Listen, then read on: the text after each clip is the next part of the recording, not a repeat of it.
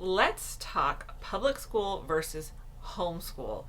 Which one is better and which one should you choose?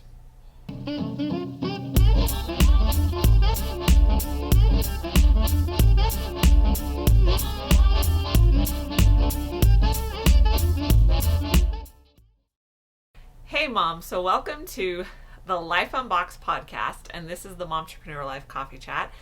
And this is the place where we talk about all things momtrepreneur, from raising your kids to running a business, and the most important one, keeping your sanity. I am Jodie the mom, a successful virtual assistant and homeschool mom of 6 for almost 10 years now. I help moms work from home and homeschool confidently so you can have the freedom to choose your success and how you want to work and school. So the coffee chat is a very laid back conversation. We have coffee and we just kind of pull back the curtain on life as a momtrepreneur and a homeschool mom. So I do want to talk about homeschooling and public school because there are a lot of questions, and recently there was a late night host, not that I ever watch late night TV, I have better things to do, like read a book, anyway, who came out with this whole litany of low information items on homeschooling. And so it was a very unbalanced and biased monologue from the things that I heard. And I was already planning on talking about public school and homeschool, so this one just gave me more ammunition to talk about it. Clearly, this host is a public school graduate, has to be, and you just listen to the monologue, and that's the whole argument of why you should homeschool. But anyway, let's talk reality and let's be intellectually honest here. So just to give you some backstory. I was in public school up until 5th grade, and because I was military, I went to 4 different elementary schools. So I have had a lot of experience with different school systems across the country. And my 2 oldest brothers both graduated from public school too. So we haven't lived a sheltered life in any way. And then also for my 4 oldest kids, they also went to public school because for my oldest 3 at the time, I was working in an office and homeschooling just wasn't an option for us. For my 4th one, I just didn't want to teach kindergarten. It was too intimidating, but hey, I've gotten over that. I've taught kindergarten. So I just didn't want to do that. And so I also sent him to public school. And it was in his year, at the end of his year, that, lockdowns happened and all that good stuff. So I decided for the following year that I would homeschool him too, because I didn't want to end up homeschooling him, the COVID homeschool, and have to deal with somebody else's schedule. So if I was going to do all the work, then I was going to have the freedom and flexibility of my own schedule.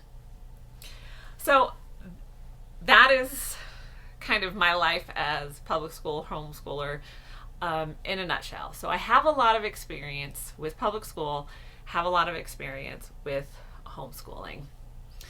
And there are a ton of myths with homeschooling. So socialization being like number 1, the first thing out of everyone's mouth, and it's like, please think before you speak, because that one's been completely debunked. At this point, we should know that there's not a distinction between, there is a distinction between how homeschoolers socialize. They have a more well-rounded and better experience than institutionalized peer groups only.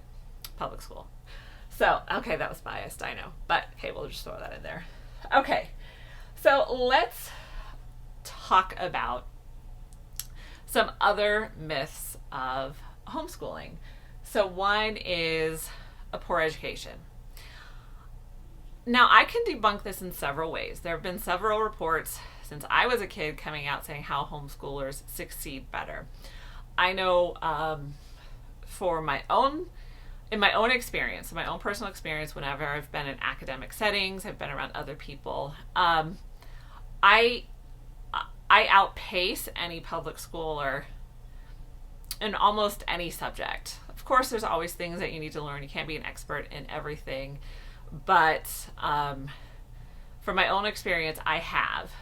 For my son, when we were working on dual enrollment, so that was after he finished 10th grade, we went to the public school to get his Accuplacer test, and I listened. There's probably 15 students in there total, around that number. And I listened to the feedback from the teachers to all of those students. And my son was the only one in there who was academically ready for college for math and English. Now, his college that he chose actually had a higher standard, so he didn't meet that standard for math. But the standard for the college that all the other students were attending, he met that. And he was the only student in there who met the college readiness standard. Now, I know the Accuplacer test, you say, well, that's not necessarily rigorous. And agreed, it's not. But at the same time, all the other public schoolers were not considered college ready, and he was.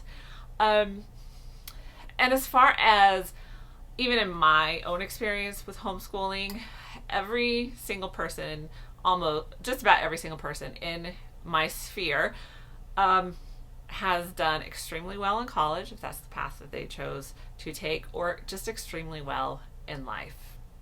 So as far as a poor education, the benefits of homeschooling is that you can explore more topics, you have more opportunity. Even now, I'm taking a class now, and I feel like a college class, and I feel like the academic rigor is really, really low. My high school student is also taking a college class. My second high school student is also taking a college class from the same college, different class. He's in there with a whole bunch of adults, and yeah, not to brag, but I'm going to brag. I think he probably knows more than they do, or has more of an ability.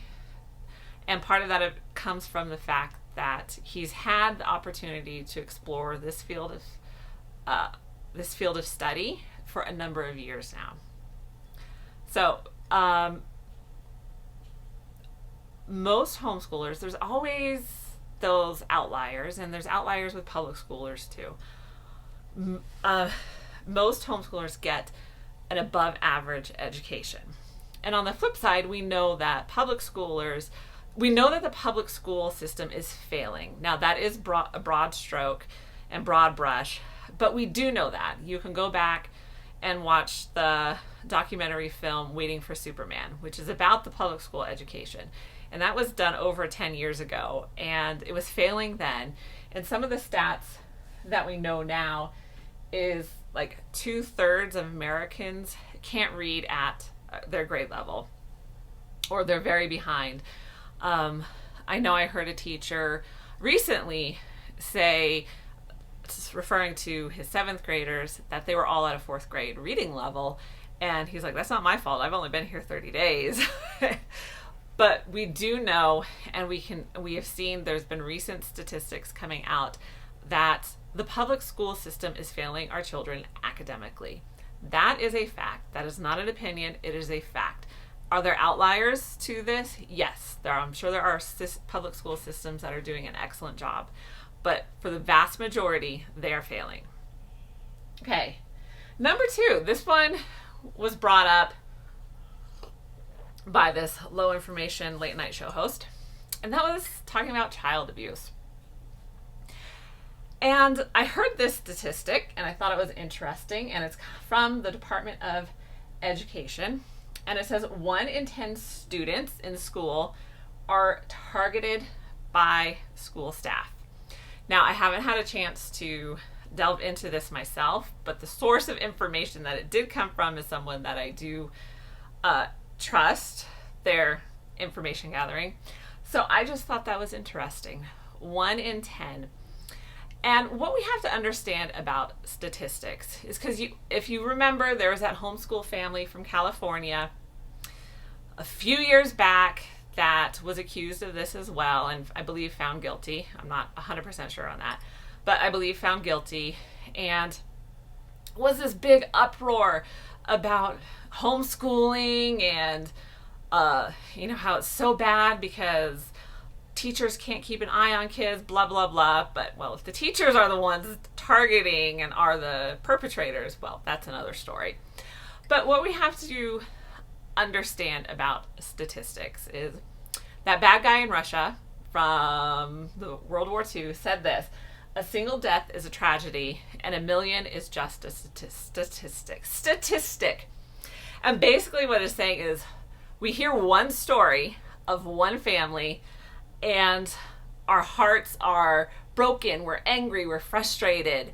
But we hear the statistic of 1 in 10 and we're like, yeah, it's just 1 in 10, okay, not bad. Because we are designed for story. We are created to connect through story. So we hear the story, it sticks with us, and we remember it. But let's talk about statistics. So we have one family out of 3 million, and I don't know how many families there are. I haven't looked that one up, but I'm just throwing that out there. So the statistic would be 1 in 3 million families, homeschool families, are found to be this way. Compared to 1 in 10, I think homeschooling is your best bet. Okay, next. Oh yeah. The homeschoolers are teaching them to be the bad guys from World War II. So I'm just going to counter that argument with this. It was the bad guys in World War II who wanted to ban homeschooling and who did successfully ban homeschooling in Germany. It's still a law on the books to this day. So the bad guys from World War II banned homeschooling because they wanted the state to run education, and that is still the case today in Germany. So this late night host, his whole argument was how there should be more regulation on homeschooling. Well, what side of history are you on then? That's all I have to say. Because there's only one group that has banned homeschooling. Yeah. Okay, we'll just leave that one there. The state doesn't know your kids exist. Well, maybe because I am a homeschool graduate and I do my own taxes. I claim my kids on my taxes every year. Not only that, they have a birth certificate and they have a social security card. They exist. And number 5, parents don't know enough. Now this one cracks me up to no end. And neither do teachers. No. And the thing with homeschool parents, the vast majority of them, there's very few homeschool parents that I know, and I know more than this late night talk show host, obviously, is we are avid readers. We advocate reading. We understand the importance of reading. And if we don't know something, guess what we'll do?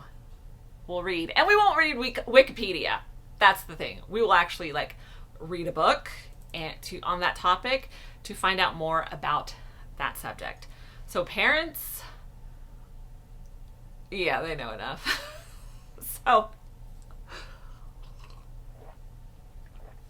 now, don't get me wrong. If you are having to send your kids to public school because you just can't figure it, you just can't figure out the working and the homeschooling and all that kind of stuff. I get it. I was there. I've done that. And I feel like we shouldn't be on opposing sides. There should be, we're all parenting. It's all difficult and we all have to make choices. And we should be able to connect on that level. But when you have these high profile celebrities who clearly don't know what they're talking about, but yet they have this platform that they use to bash something that they clearly don't know anything about, I feel like we have to kind of push harder on that pendulum, to say no, homeschooling is the better option. And this is why, and actually have sound reason, logical arguments for it. So if you want to homeschool, but you're not sure how to make it work, then be sure to check out lifeunboxed.blog or leave me a comment or a question, and I will be sure to I'll be happy to answer it, because my goal is to empower you to have as much freedom for the choices that you want to make for your family. And this should just be the intention of this coffee chat, because it's more controversial than I usually do, is very much intended to be thought-provoking and to kind of counter these dudes with these large platforms that don't know what they're talking about. So be sure to check out lifeunboxed.blog, and I will see you in the next show.